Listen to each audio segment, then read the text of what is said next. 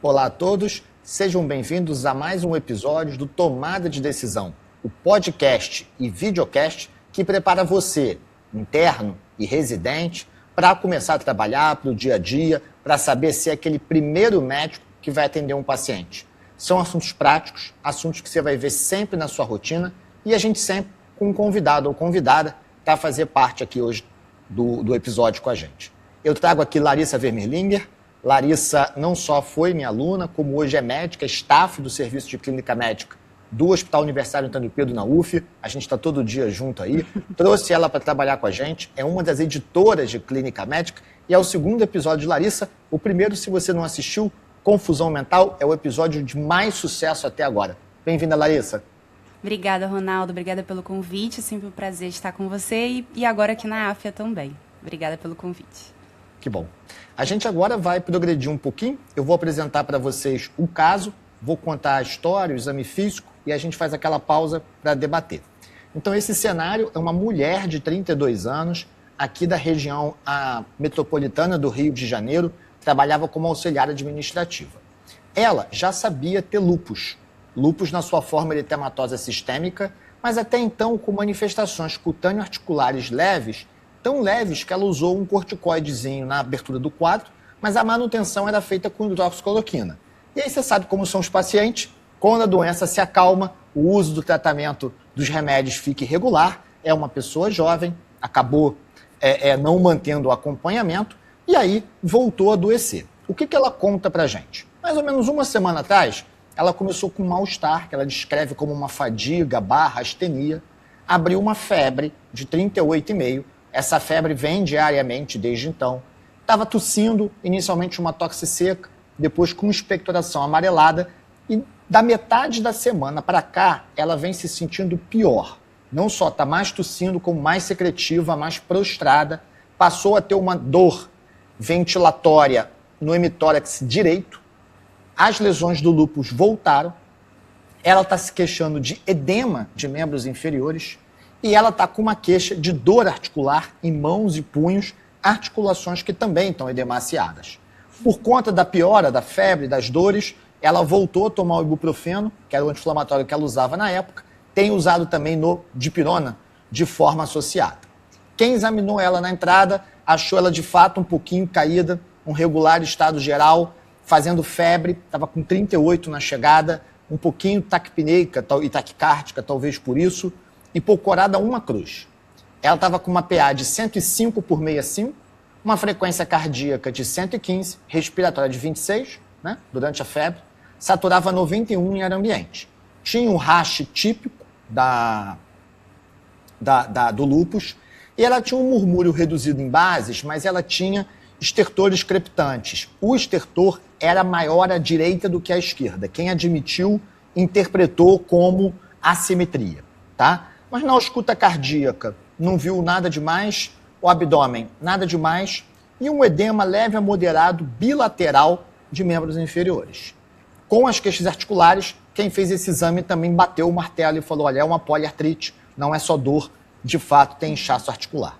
Portanto, fazendo uma síntese, é uma moça lúpica que há uma semana abre febre, tosse produtiva, dor ventilatória dependente à direita, retorna com rash, retorna com artrite, está inchada e isso está deixando ela cansada, com alterações na ausculta pulmonar e artrite e edema de membros inferiores. Não é um caso simples, é um caso para quem está aí muito perto de um hospital terciário, um hospital universitário, mas às vezes um pouquinho mais de complexidade é importante também. O que você traz de luz para a gente aí, Lari?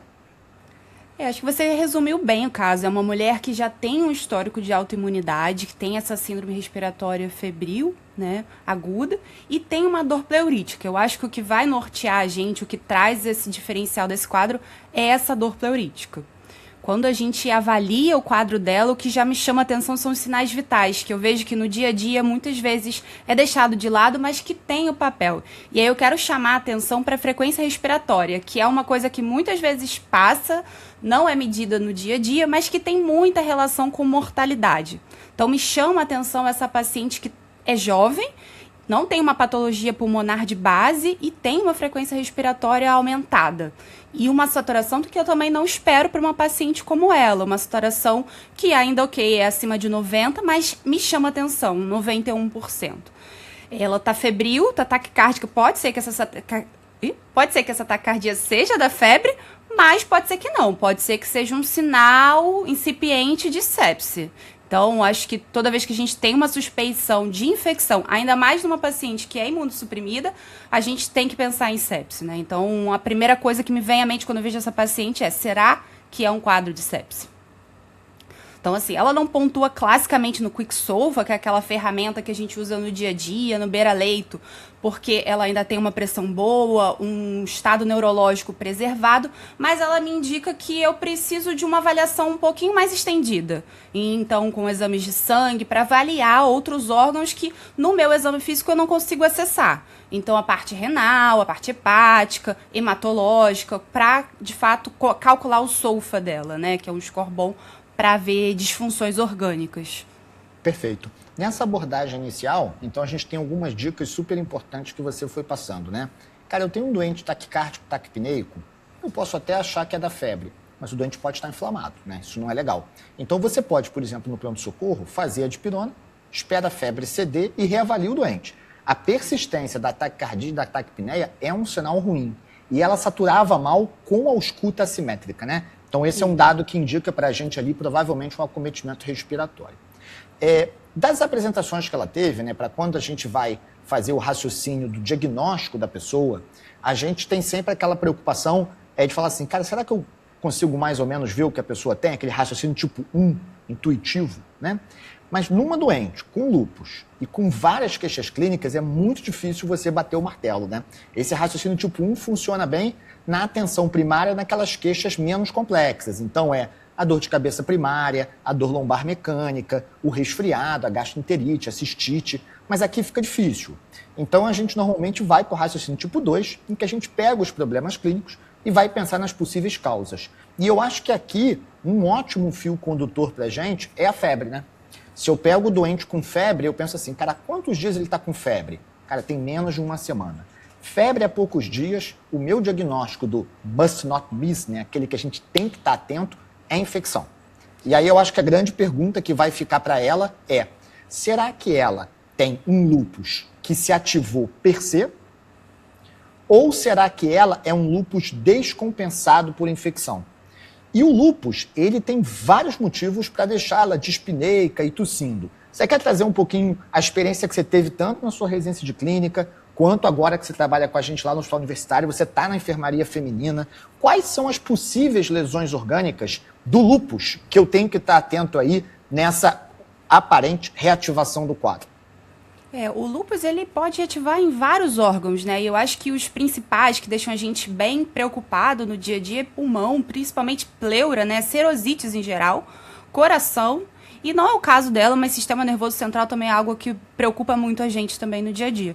Então, eu acho que no caso dela, a gente tem que estar bem atento se isso não é uma ativação inserosa. Se essa ausculta pulmonar que me sugere um derrame pleural, talvez não seja uma atividade de doença. E aí gera uma dúvida que a gente vê muito no dia a dia, né, Ronaldo, que é, será que isso é só atividade de doença ou será que isso tem infecção? Eu acho que essa é a dúvida do reumatologista, do clínico no dia a dia. Acho que ela tem critérios de atividade de doença, né, o lúpus dela, que é cutâneo articular, tem sinais tanto articulares quanto cutâneos de atividade. A minha dúvida é, será que ela tem alguma infecção como um gatilho ou será que é o lúpus só? Acho que aí a gente vai precisar, como você disse, de uma avaliação um pouco mais estendida com alguns exames para poder avaliar isso. Quais exames você acha que o clínico que atende essa paciente na chegada não pode deixar de pedir aí? Tá. Eu tive aula com um professor especial, no caso você, que me ensinou assim. E eu repasso isso para os meus alunos hoje em dia, né? Hemograma, função renal e eletrólitos é para todo mundo que está doente. Então, assim, a gente precisa do hemograma dela, uma ureia, creatinina e pelo menos um sódio e potássio, tá?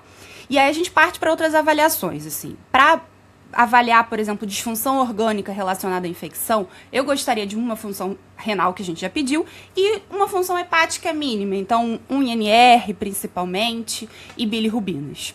tá? E pra gente avaliar a atividade do lúpus, aí tem alguns marcadores que a gente pede no dia a dia, né? Então são eles o anti-DNA e o complemento, que é o C3 e C4. E aí é importante lembrar que o FAN, que é o famoso marcador que a gente pensa no lúpus, não é um marcador de atividade, então ele não entra aqui, tá?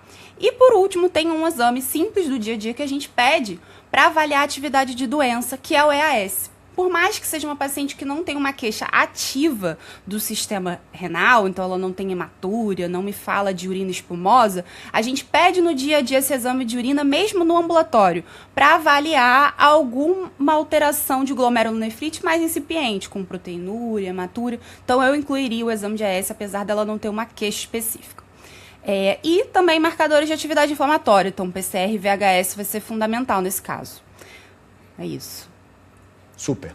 Então, veja só, a gente tem uma moça jovem com lúpus que entra com quadro febril e sintomas respiratórios, mas sintomas típicos que ela já tinha do lúpus, pele e articulação. Vimos que ela talvez esteja inflamada e há um sinal de alerta na chegada que é o comprometimento respiratório. E a grande discussão que a gente está colocando para quem está ouvindo ou assistindo a gente é se é só lúpus ou se eu tenho infecção associada. Se for infecção respiratória numa jovem de comunidade, a gente tem um raciocínio mais straightforward, né? Mais fácil de você seguir. Mas, quando eu penso no lúpus, não é tão simples, né? Eu preciso ver a atividade dele, eu preciso ver se ele mantém o mesmo padrão. O lúpus tem uma tendência a manter o mesmo padrão de atividade quando reativa, mas eventualmente ele se agrava.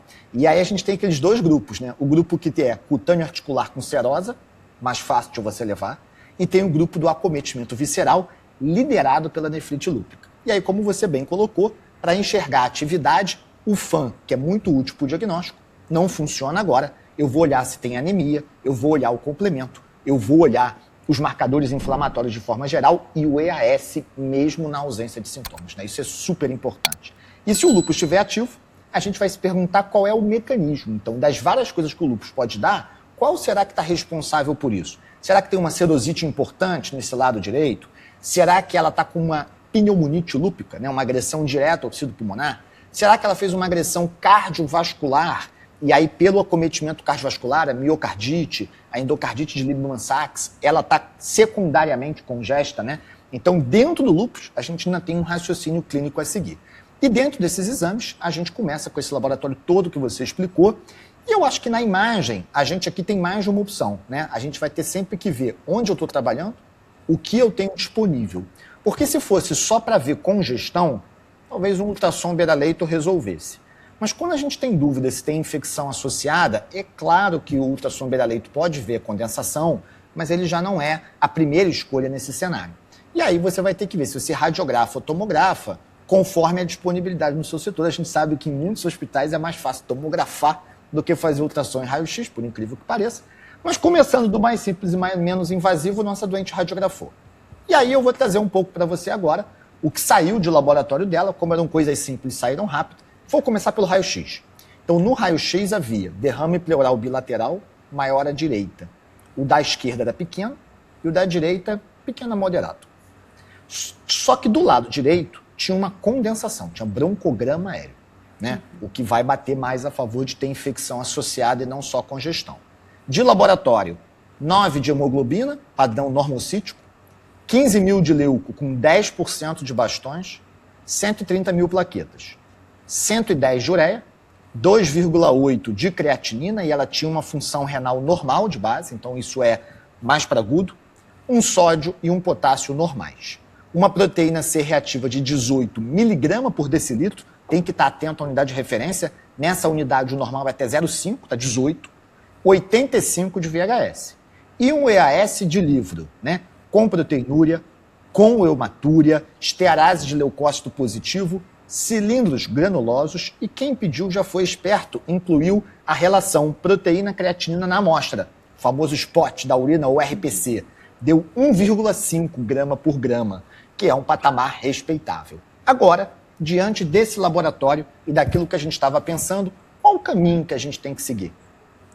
Então, o que me chama bastante atenção é a injúria renal aguda, né? Essa é uma injúria grave, um CADIGO 3, porque teve um aumento maior do que 3 vezes no basal dela de 3 meses atrás. Isso, com certeza, vai nortear nosso raciocínio a partir de agora. E me chama bastante atenção essa leucocitose. No lúpus em atividade, eu esperaria uma linfopenia, uma leucopenia. E, nesse caso, tem uma leucocitose com desvio. Então, isso tem que chamar a atenção para uma etiologia bacteriana. Então, por mais que eu possa ter atividade do lúpus, eu acredito que tenho provavelmente uma infecção bacteriana e o raio-x também me ajuda a pensar nisso. E aí tem uma regrinha que um dia me ensinaram, eu vou repassar para vocês, do VHS com PCR, né? Porque as infecções agudas, em geral, aumentam os dois. A gente sabe que o lúpus em atividade, ele tende a aumentar mais o VHS. Mas nesse caso que os dois estão aumentados, como que eu sei se isso é mais uma infecção ou mais uma atividade de doença? E a gente pode fazer uma conta, a divisão do VHS pelo PCR, nessa unidade em miligrama por decilitro. Se essa divisão der acima de 15, isso é uma atividade de doença. Isso sugere uma atividade de doença, é claro que a gente não vai martelar baseado em um exame de sangue, mas isso é mais uma das informações que vão se somando ao meu raciocínio. Nesse caso, eu já fiz a conta, deu mais ou menos 5. Então, realmente, sugerindo que não é só um componente de atividade de doença, eu realmente devo ter alguma infecção bacteriana junto, provavelmente uma pneumonia, né? Porque ela tem uma consolidação com broncograma aéreo. E aí, quando a gente vai se aprofundar um pouquinho nessa injúria renal, o EAS chama muita atenção, né? Um sedimento urinário ativo, que a gente chama. Então, é um EAS que tem proteína, tem hemácia, tem cilindro granuloso, tudo sugerindo que é uma glomerulonefrite, que é um acometimento comum do lúpus no rim. E aí acho que é isso que tem que nortear a gente a partir de agora. Perfeito. Então a gente conseguiu responder uma pergunta, eu adorei a dica do VHS com PCR, adorei. E então uma coisa cara, tem uma infecção, é uma infecção bacteriana de comunidade, numa jovem sem antibiótico prévio, a gente pode, por exemplo, fazer amoxiclavulanato ou fazer ceftriaxona, vai resolver a vida dela. Para quem tiver dúvida, eu recomendo o guia de antimicrobianos do White Book. Ele é lindo para você que fica inseguro, não sabe ou tem dúvidas de como prescrever o antibiótico. Então, definimos isso, vamos fazer. A outra coisa há uma atividade lúpica, mas ter ou não acometimento renal é um divisor de águas, né? Se eu tenho um lúpus cutâneo articular com serose, eu faço dose anti-inflamatória do corticoide, né? 0,5 mg/kg. Se eu tenho acometimento visceral, eu não só faço a dose imunossupressora, que é 1 mg/kg, como eu tenho que considerar pulsar. E se for nefrite, biopsiar. Então, assim, muda muito o acometimento. Mas há um diagnóstico diferencial, né? Essa doente se entupiu de anti-inflamatório e ela aparentemente está séptica, está infectada. Então, que ferramentas o clínico pode usar na beira-leito para entender se a lesão renal é mais por anti-inflamatório, toxicidade medicamentosa, se é mais pela sepse, ou se tem cara de acometimento renal, e aí eu vou biopsiar e pegar pesado da imunossupressão? Eu acho que o que ajuda bastante nesse caso é o EAS mesmo, Ronaldo, porque esse sedimento ativo, essa proteína, essa hemácia, esse cilindro granuloso, nada disso eu esperaria numa disfunção por sepse ou por anti-inflamatório. Então é o que mais me chamou a atenção para que seja de fato o acometimento do lúpus. E aí, nesse caso, pensar em biopsiar e pulsar mesmo. Perfeito. Então, tanto no anti-inflamatório, né, que faz uma lesão pré-renal que se perpetua, quanto na sepse, a gente tem um mecanismo da necrose tubular aguda. Nesse caso, a gente faz azotemia, mas o EAS é pouco expressivo, né? Especialmente a hematúria e a proteinúria acima de 1 grama são dados de lesão glomerular primária. Se você tiver num serviço de referência, você pode tentar pesquisar o dismorfismo urinário e o cilindro hemático, mas não é fácil. No ambiente privado da saúde suplementar, não é qualquer laboratório que faz, tem que ser uma urina fresca e você tem que ter um técnico com experiência naquilo. A gente no hospital universitário, por sorte, tem quem faça essa análise e, de fato, nessa paciente era um acometimento lúpico e ela iria biopsiar. Não é para biopsiar hoje correndo, né? Essa biópsia você cuida da doente e aí faz a biópsia para imunossupressão.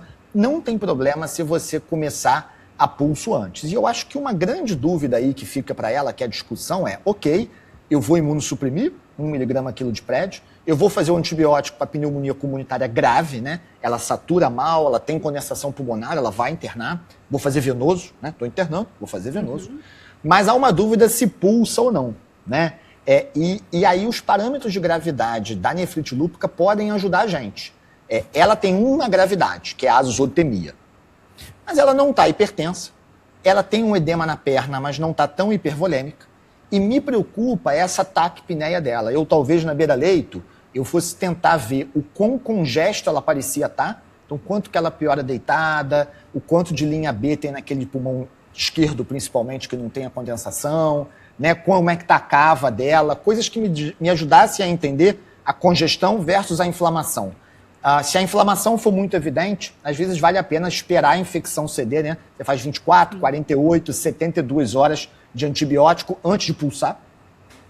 Mas quando o problema maior é o edema, né? É a insuficiência renal, aí a gente pulsaria. Então, talvez, se a azotemia continuar piorando, se a proteinúria virar nefrótica, se ela ficar mais edemaciada, aí não tem jeito, você tem que pulsar. E essa paciente, para sorte nossa, ela fez o antibiótico, ela fez a pulsoterapia depois, com metil e com ciclofosfamida, mesmo jovem, acabou sendo opção para ela nessa época, e ela melhorou, se recuperou e saiu da nefrite.